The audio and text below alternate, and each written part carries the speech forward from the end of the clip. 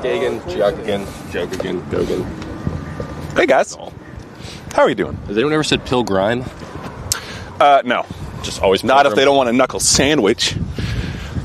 What's All up? right. Welcome. The birds are chirping, They're not. the sun is shining, Kind of. and Kentucky's going to beat Auburn's ass. How you feeling, Zach? I'm feeling great, actually, today. I woke up feeling refreshed, rejuvenated. Like you said, the weather is good out here. We're in the late stages of fake spring right now before we go back into the harshest winter that we've probably ever seen in our life in the middle of March. Don't speak that into existence.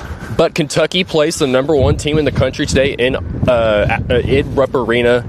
Auburn's coming to town. First time Kentucky has played or hosted the number one team since 2019. Jack, what happened then? Do you recall? What did I say was going to happen today? They kicked Tennessee's ass. A 27-point win is what happened back then. That would be amazing to see again today. Auburn is very, very good, though. So this will not be... I do not sense a 27-point win for Kentucky, but if you want to put that in your Circa Sports account on the way over there, you can. I'm not sure there's a bet for that one, but I'm feeling good about today. Jackson Robinson not playing is not ideal, but everyone else is good to go. We didn't see anyone else on the injury report. I think that is the main takeaway. Was that a surprise to you at all? I fully expected to see Amari on there with like a probable next to his name, just based off Mark Pope's comments on Friday. But as we've started to learn over the last however many weeks, he is a little bit of a fibber. He kind of just says whatever he wants to say up there, and then hyperbolic. A day later, it's usually the opposite. So was pleasantly surprised to not see anyone else's name on there, and Kentucky's going to be relatively healthy going into this game. Lamont Butler is really all you need in terms of... If you're going to have Lamont or Jackson, who do you want? I would pick Lamont pretty much every single time. So we'll see how it goes, though. Like I said, Auburn is very, very good and very physical. We'll see if we're still live and rolling, because if not, I'm going to punt this camera into outer space. It's the pack right there that you got to punt. The camera is whatever. I'll punt Steven to outer space if... impressive for a lot of reasons. If we can't. Amari Williams was the big one that, just knowing... Auburn's identity and the straw that stirs the drink for the top-ranked Tigers. Johni Broome is very, very good. Probably the favorite to win National Player of the Year. That was one that I just don't think that Kentucky could have found a way without Amari in that head-to-head battle. That's going to be must-see TV in just the national space, because Amari Williams, as we've talked about ad nauseum, is playing like an all-SEC big. He is an all-SEC big. Absolutely. I don't think it's even up for debate anymore. Absolutely. So to get those two head-to-head, bring national TV, ABC matchup, like this is what it's like. This is why we do what we do. I'm really excited for that head-to-head battle. Who do you think comes out on top in that one? Honestly, I think it's going to be really close. Like, we could talk about how Amari hasn't really played anyone like Johni Broome yet this season. You could say the exact same thing about Johni Broome facing a guy like Amari Williams. Never seen a point guard 7-footer who can play both ends of the floor really well. So I think it's going to be an awesome battle of 7-footers. But I do think that Kentucky, if you combine Williams and then if you can get the same Brandon Garrison you got at the second half of the Oklahoma game on defense, maybe some good boxing out from Andrew Carr, some extra maybe random minutes at the 5 for him. I do think Kentucky's going to have a great chance to not necessarily stop Johni Broome, because I'm not sure that's really realistic with a guy like him, but they will be able to slow him down pretty, I think, significantly enough to help give Kentucky a chance. The one-on-one individual battle, though, between Amari and Johni is just something I've been hankering to see. I'm hankering for it. That's my word. This has been one that we've been like all SEC play. We're just been like, counting down the days to that head-to-head battle. But Otega-Oweh, 3 days removed from the Otega-Oweh game, career high 28 points, scores the final 18 at his old stomping grounds out in Norman. Can he continue that momentum? Can he, continue to be the player that we saw him explode to be at his former school? God, let's hope so. I think the nice thing... Hey, what's going on? I think the nice thing about the Otega's game that we're not really talking about is how we kind of all expected all season long for Jackson to be the go-to scorer, and it felt like maybe all season long we still didn't really have that person. Well, we've discovered that Kentucky has that guy now, and it's Otega-Oweh. Maybe you'd prefer maybe him get some more three-pointers going in there, but if he's going to bully his way to the rim every time and get points, I think you can rely on that pretty. It's reliable right now. You'd have to think for Otega. But we'll see if he can find enough juice to kind of have not necessarily a repeat performance. You don't expect him to score 28 again. Oh, I do. He better go for 30 today. If he does, Kentucky wins the game. I'll feel confident saying that. But yes, I do feel I feel a lot better about just the whole roster in general, even without Jackson, because you've got guys that can come in and just play some more spot minutes like the freshmen.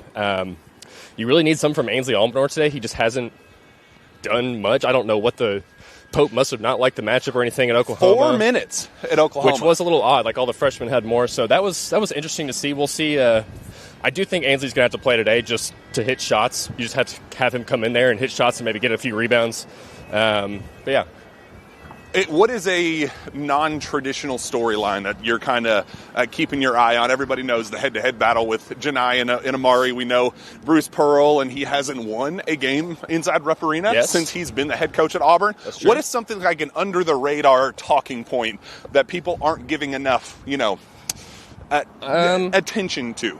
I haven't really thought of anything like that, but I will say that I think Tahad Pettiford, like the lone, I think they only have like 2 underclassmen that are in like their top 7 rotation, and Pettiford's the only freshman. That kid's good. He's been awesome. We watched him play pretty frequently over the last 2 years when he was in high school, just because of teams he was on. He was kind of a borderline UK recruit at one point under Calipari. He was seen as like a poor man's De'Aaron Fox, and I think people are just obsessed with the lefty. Lefty. You're a lefty, De'Aaron Fox. Yeah, but Pettiford is great. Like, really is a solid, like, top-level freshman guard. Can shoot the ball, really good at handling it.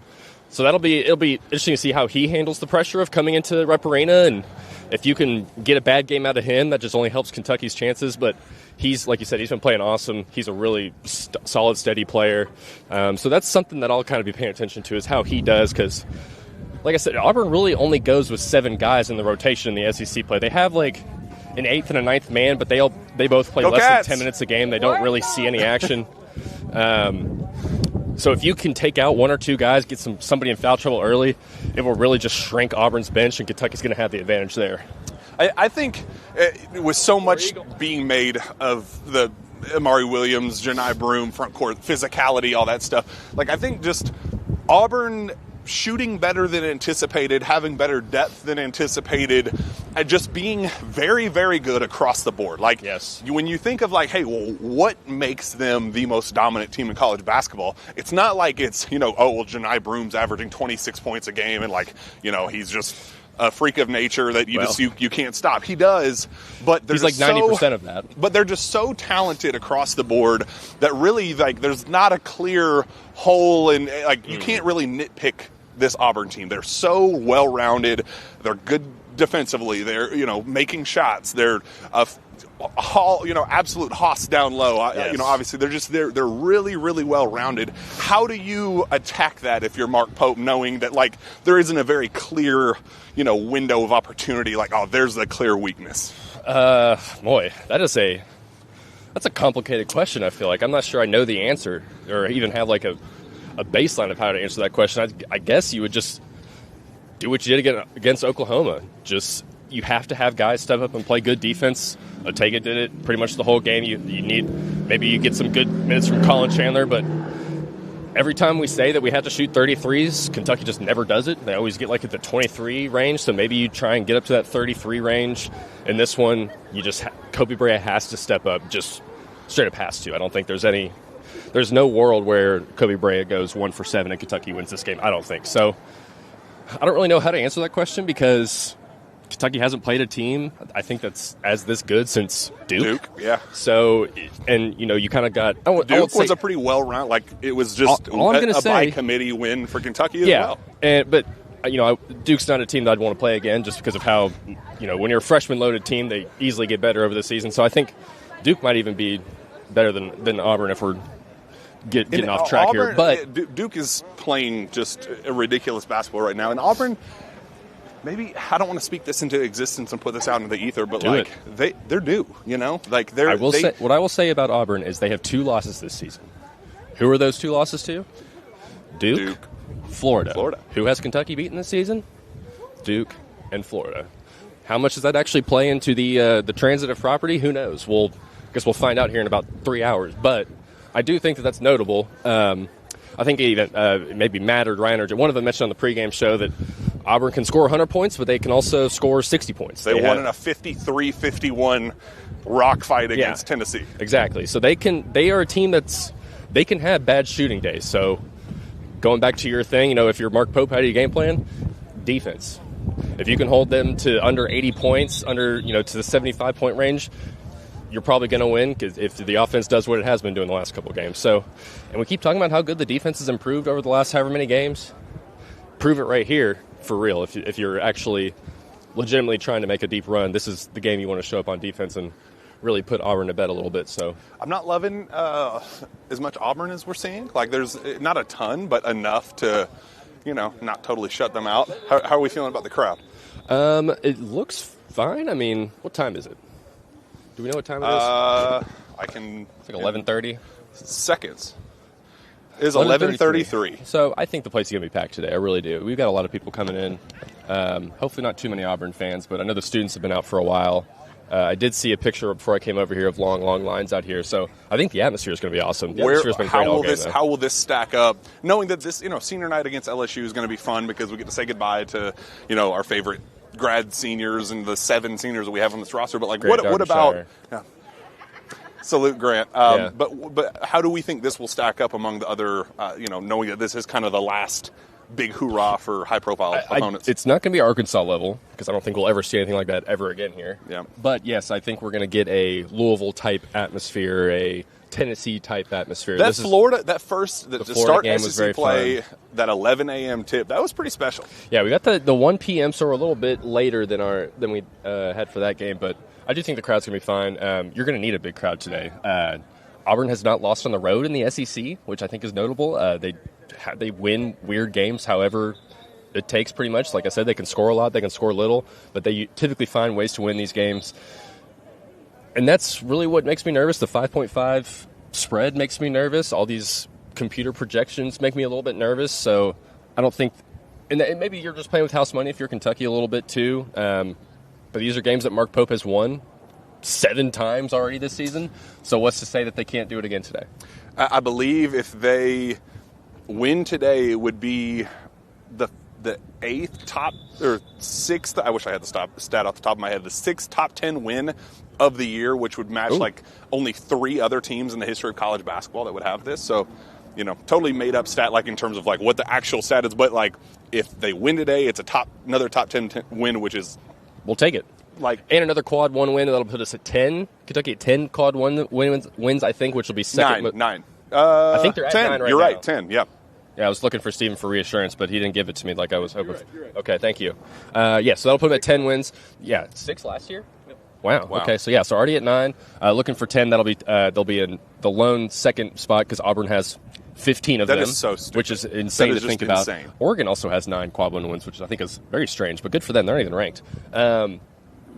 So yes, it's going to be tough, but I think it's going to be a lot of fun. I'm going in a little bit pessimistic, and I think that's so I can be pleasantly surprised. That's usually my motto is with these type of games. A win today essentially locks up, not guarantees, but essentially locks up a Thursday start. That would be awesome. In Nashville, which is what we care about. We're not trying to go down on Tuesday. For a Wednesday. That would really, really suck. Steven back there. Yes. How excited would you be to get that for postseason reasons, adding to the resume, and just knowing that we're a week away from the start of SEC play? Well, you win out, you're probably going to get a 2 seed in the NCAA tournament, I think. I mean, unless you just completely poop the bed in the SEC tournament, you're kind of in line, I think, to get yourself to that 2 seed point. Because you still got LSU, you still have the final game. Who is the final game this season? Missouri. You'll be Missouri, there. Yes, the one we're going to. Yeah. That's another top 15 game. So you can get 3 more quad 1 wins to close out the season, put yourself at 12 going to the SEC tournament. You're in line for a 2 seed, I think, at that point. So that's really, I think, what's on the line today is, like I said, lock up that first round bye in the SEC tournament and really put yourself in the possibility to snag a 2 seed in the NCAA tournament. Well, I'm excited to get inside. We're going to see what the crowd looks like, what the atmosphere is going to look like. We'll see just how Lamont looks. We'll see how Amari's moving. And he had the big brace on. I've already seen some pictures. He's got the whole. I don't even know what you would call that thing. It looks like he looks like a RoboCop. diaper on his shoulder. He looks like Terminator. It's pretty awesome. It is kind of cool. So let's get in there, and let's see what the heck happens. Score projection. I forget my score prediction already. And MVP. I think I went 93-87 Auburn. Oh, you're negative Nelly. Did you not hear it? I'm trying to be pessimistic so I can be pleasantly surprised. That is my goal for these. I don't like to go in too high, too low. So I'm going to say just kind of in the middle. I think 6-point loss. That's what the odds makers are saying. So I'm no better than Vegas right now. But I will say the MVP is going to be Amari Williams because I think he outplays Johni Broome today. Ooh, I like that's a good pick. I'm going Kentucky wins 85-81, and I am going with Lamont Butler as my MVP. He played pretty well in his ramp-up game against Oklahoma, and I think he's going to take a massive step up and lead the Cats to a massively just resume-boosting victory here at Rupp Arena this afternoon. It's going to be a good old time. Do you wish KD Johnson was still on the team? Just for this game. I love him with everything in my soul because of how bad he was as a basketball player. He sucked. Kentucky'd probably be favored if he was on the team, if we're being honest. Dude, I loved him. I loved him so much. I think he's at George Mason now, and I hope he's doing well. He's probably still shooting 39% I looked from at the the field. stats, and they're not good. But KD, we're going to win this one in your honor because you were so good at losing to Kentucky. We're just going to continue that momentum and do it for KD. Keep this thing rolling. A win for Kentucky is a win for KD Johnson. Go Cats! We'll see it. Cats by 10. There we go. I love it. See you on the other side, folks.